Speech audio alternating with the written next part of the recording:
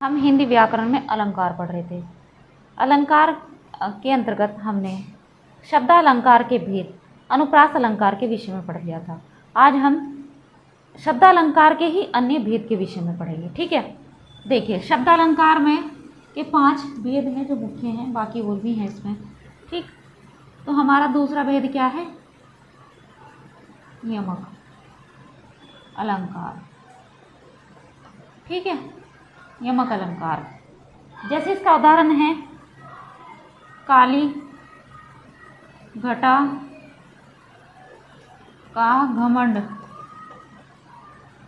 घटा। ठीक है, जैसे कि शब्द आया घटा घटा, काली घटा। घटा का मतलब है बादल जो छाए हुए होते हैं, बादलों का छाना। आकाश में जो बादल छाए रहते हैं ना, ठीक है, उसको घटा बोलते हैं। जब घटा मतलब कम होना। शब्द एक जैसे हैं लेकिन दोनों के अर्थ अलग अलग हैं। जहाँ इस तरह से एक शब्द 2 बार आ जाए उसके अर्थ अलग अलग हों, मतलब 2 बार आए से इस तरह से, जैसे काली घटा का घमंड घटा। ठीक है, इस तरह से जब शब्द एक ही शब्द 2 बार आता है और उसके अर्थ अलग अलग हों तो वहाँ पर क्या होता है? यमक अलंकार होता है। ठीक है, जैसे आपका है कनक कनकते सुगुनी मादकता अधिकाय। ठीक, एक ही उदाहरण है कनक कनक। कनक का मतलब क्या है? एक का मतलब है धतूरा, दूसरे का मतलब क्या है? सोना। ठीक है, इस तरह से दोनों शब्दों के अलग अलग अर्थ हैं, तो क्या होगा यहाँ पर? यमक अलंकार होगा। ठीक है, कि 3 बेर खाती थी, वह 3 बेर खाती थी।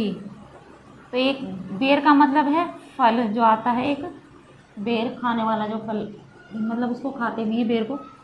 दूसरे बेर का मतलब है समय। ठीक, कि वह 3 बार खाती थी। और एक का मतलब है 3 बेर। 3 बेर मतलब खाने वाला जो फल में ही आता है बेर, उसको कहा गया है। इस तरह से यमक अलंकार होता है, जहाँ एक ही शब्द 2 बार आता है और उसके अर्थ अलग अलग होते हैं। ये यमक अलंकार की पहचान होती है। ठीक है, तो देखिए शब्दालंकार का ही भेद है श्लेष अलंकार। श्लेष का मतलब होता है चिपके रहना। ठीक, तो जैसे सुगरन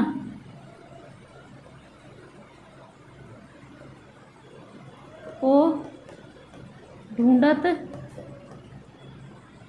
फिरत कवि व्यभिचारी और चोर। ये सुगरन है, इसे कौन कौन ढूंढ रहा है? कवि, व्यभिचारी और चोर। ठीक है, इस सुगरन का तीनों के लिए क्या है? अर्थ अलग अलग है। ठीक, जहाँ एक शब्द आए और उसके अर्थ अलग अलग रहें, मतलब जब किसी पंक्ति में एक शब्द आए और उसके अर्थ भिन्न हो तो वहाँ पर क्या होता है? श्लेष अलंकार होता है। श्लेष का मतलब होता है चिपकना, अर्थात एक ही शब्द में एक से अधिक अर्थ छिपे रहते हैं, तो ये श्लेष अलंकार की पहचान होती है। एक दूसरा उदाहरण है रहीमन पानी राखे बिन पानी सब सून। ठीक है, पानी गए न उबरे, मतलब कि पानी गए न उबरे क्या होगा? जैसे पानी गए न उबरे मोती मानुष चून। देखिए पानी गए न उबरे मोती, ना तो मोती भरने का, ना मनुष्य, ना चूना। अर्थात अगर पानी नहीं रहेगा तो मोती भी हमें प्राप्त नहीं होंगे। ठीक है, पानी नहीं रहेगा मतलब कि मनुष्य के लिए पानी का मतलब क्या है? इज्जत है। अगर मनुष्य की इज्जत नहीं रहेगी तो वह उबर नहीं पाता है। ठीक है, चून का मतलब है कि आटा कैसे बनाओगे आप बिना पानी के, नहीं बन पाता है। ठीक है, तो इस तरह से एक शब्द के जब क्या हो, अनेक अर्थ हो, तो वहाँ पर होता है श्लेष अलंकार। ठीक है, अलंकार का अन्य भेद, वक्रोक्ति मतलब एक और भेद अलंकार। वक्रोक्ति अलंकार का मतलब होता है जब किसी शब्द का जानबूझकर उससे अलग अर्थ निकाला जाए, कुछ और अर्थ निकाला जाए, तो वहाँ पर होता है वक्रोक्ति अलंकार। ठीक है, कैसे होता है देखिए, एक कबूतर को देख हाथ के, दूसरा देखिए, एक कबूतर को देख हाथ पूछा कहाँ अपर है, उसने कहा अपर कैसा उड़ गया सपर। मतलब जब कोई व्यक्ति बात कहता है उसका कुछ और ही अर्थ निकाला जाए तो वहाँ पर वक्रोक्ति अलंकार होता है। देखिए जैसे एक कबूतर को देख हाथ पूछा, मतलब एक कबूतर को देखकर ऐसे पूछा कि कहाँ अपर है, कहाँ पर है। ठीक है, तो फिर जिससे बात कही जा रही है उसने कहा कहाँ पर, उड़ गया स पर है, स पर उड़ गया है, अपने परों सहित उड़ गया है, स पर कि अपने परों सहित उड़ गया है। ठीक है, कहाँ अपर है कि मतलब कहाँ पर है, उसने कहा अपर कैसा उड़ गया सफर है, उसने कहा कि अपर कैसा उड़ गया सफर है। तो मतलब ये बात है जो जिससे भी कही जा रही है, तो इसका क्या है, जानबूझकर अर्थ अलग निकाला जा रहा है, तो वहाँ पर क्या होता है, वक्रोक्ति अलंकार होता है। ठीक है, जैसे कौन द्वार पर, कौन द्वार पर हरि में राधे। ठीक है, क्या वानर का काम यहाँ। ठीक है, कौन द्वार पर मतलब जैसे कि दरवाजे पर कोई आया है, ठीक, तो उसने जो दरवाज़ा खोलने के लिए गई है नायिका इसमें, तो नायिका पूछती है कि कौन है द्वार पर, तो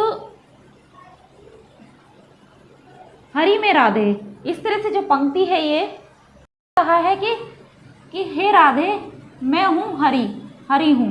ठीक है, हरि हूँ मैं, कि हे राधे मैं कौन हूँ, हरि हूँ। तो राधा क्या कहती है, क्या वानर का काम यहाँ, मतलब हरि वानर का पर्यायवाची भी है ना, हरि कपि, इस तरह से।